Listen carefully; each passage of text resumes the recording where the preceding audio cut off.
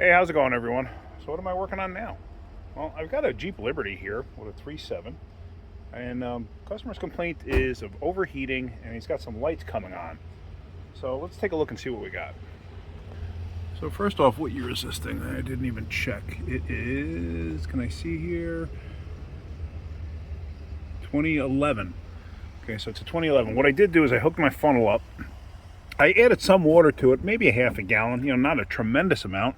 I added about a half a gallon to it, so you can see the level there. And I mean, a half a gallon is still a half a gallon.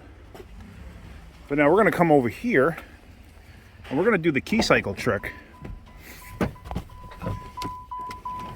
he's complaining about various lights.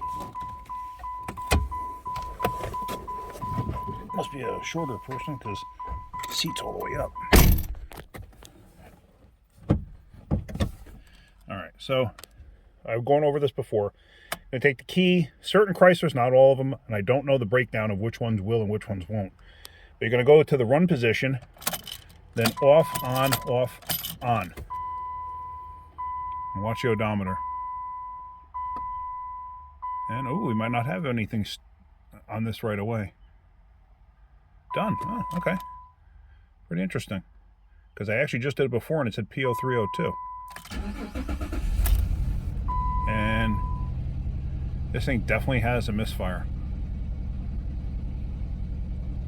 I don't know if you can hear it. It's not smooth. Let's try it again real quick.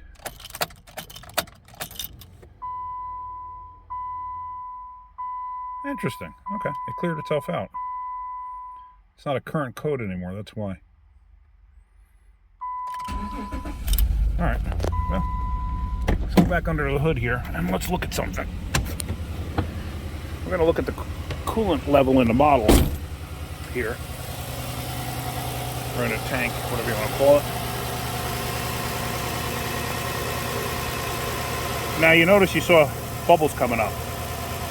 Okay, well, how do you know it's not just purging air out? Well, if it was purging air out, look at the level.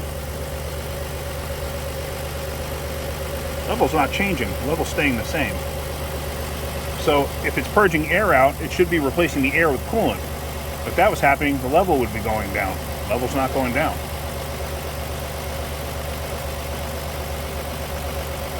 But you notice it keeps blowing bubbles.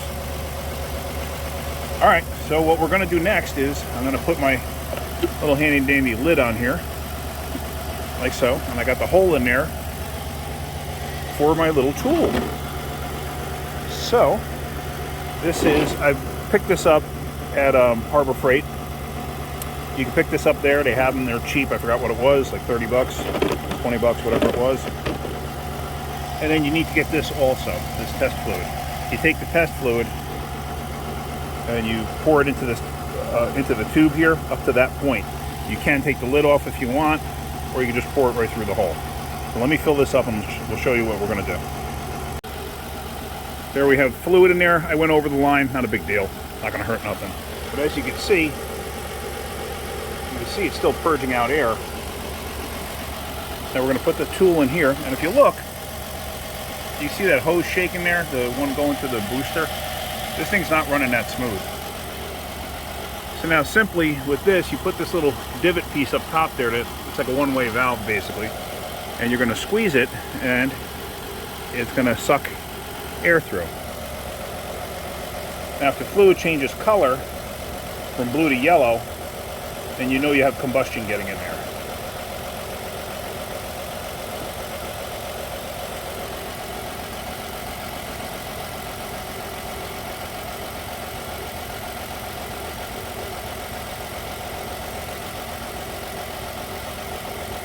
Tell you what, I've had a lot of blown head gaskets or whatever lately.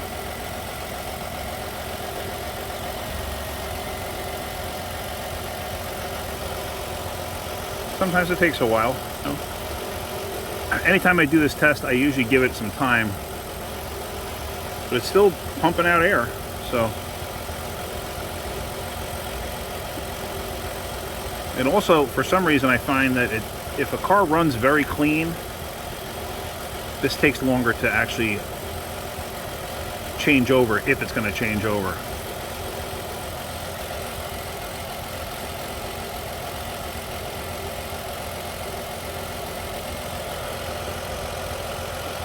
To me, that doesn't look as crisp as it was before, but I'd rather see a more dramatic change to know for sure.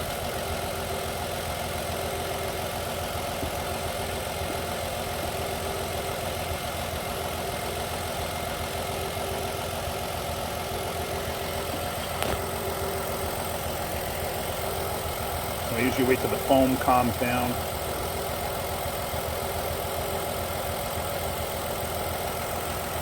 You don't want to get this all the way up to the top and then you wind up pushing it through the bulb, and that just becomes a pain.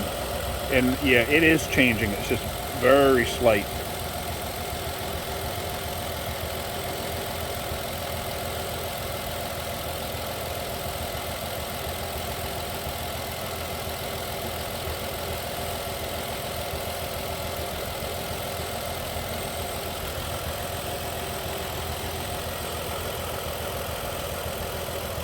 You can see that's definitely not as crisp of blue as it was before. It is changing.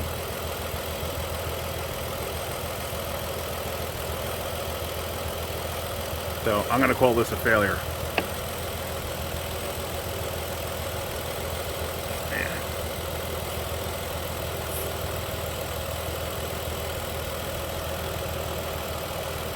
Well, I'm calling that a failure. We have a blown head gasket or something along those lines. Cracked head maybe. I've done a number of these motors. They're known, not that they're known, but they don't like to be overheated. So something else probably caused it to overheat. And now we have combustion getting in the cooling system. So that changed color. That's now got a yellow hue to it. See it? Because before it was kind of like the blue, almost of the color of that truck there, but not quite. You know, it's translucent.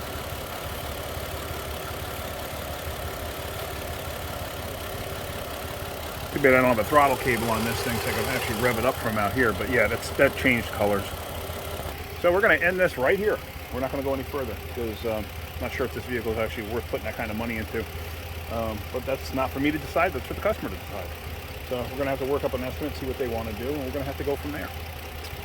All right, so there we go again. I mean, that's, in the last couple of months, 2 months, I've had, what, 7 or 8 vehicles now with blown head gaskets. I had another one the other day that I didn't even bother showing you. Would have had a blown head gasket or cracked head or something. You don't know till you get it apart. And that's the problem too. How much time and money do you want to spend on something, an older vehicle with high mileage, especially something that's not an inexpensive repair? You know, do you want to spend that kind of money only to find out you take it all apart and you got a cracked head or something that you got to contend with? So, all right, well, it's something to think about. But we're going to work up an estimate, see what the customer wants to do. But I'm going to sideline this now. I'm not going to bother checking into anything else because with a major issue like this, how far do you want to go? So, all right, well, hopefully you got something out of it. If you got something out of it, hit that like button. If you could, please subscribe. All right, guys, have a great day. Keep wrenching.